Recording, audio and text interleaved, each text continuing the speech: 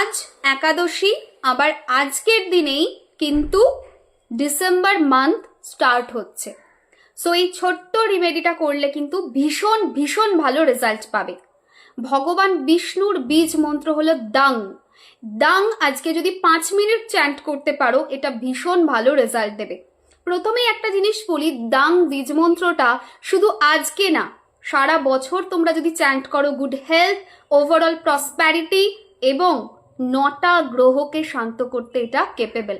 শুধু তাই না, এই বীজ মন্ত্র আজকের দিনে যদি চ্যান্ট করা যায়, বলা হয় একাদশীর পূর্ণ ফল পাওয়া যায়। তার থেকেও বড় কথা, আজকে ডিসেম্বর মান্থ শুরু হচ্ছে। একাদশীর দিনে ডিসেম্বর মান্থের স্টার্ট, মানে যে কোনো মান্থের start is a very good combination.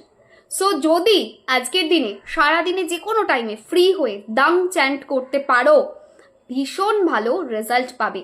One more thing, সেটা হচ্ছে দাং তোমরা বডির বাঁ দিকে সবুজ কালির পেন দিয়েও লিখতে পারো। খাতাতে সিম্পলি 51 টাইমস দাং লিখতে পারো গ্রিন ইঙ্ক দিয়ে। জাস্ট এতটুকু করে দেখো, গোটা মাস ভালো হবে অ্যান্ড অবভিয়াসলি ভগবান বিষ্ণুর ব্লেসিংসও পাবে। সবাই খুব ভালো থেকো, সুস্থ থেকো। ভিডিওর নিচে দাং লিখতে ভুলো না, DAM, এটা হচ্ছে ইংরাজিতে যখন উচ্চারণ করব দ অনুস্বার দাং, এটা মাথায় রেখো। লিখতে কমেন্টে দাং কেউ ভুলো না।